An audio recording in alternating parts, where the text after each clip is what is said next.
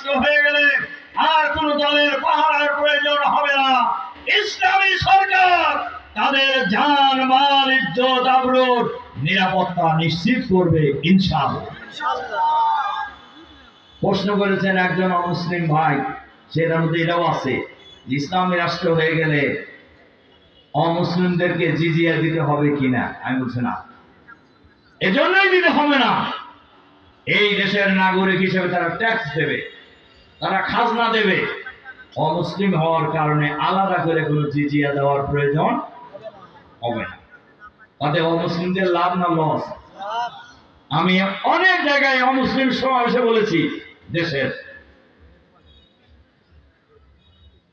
এবং তারাও ভাবা শুরু করেছে জামাতের কাছেই তারা সবচেয়ে বেশি নিরাপদ।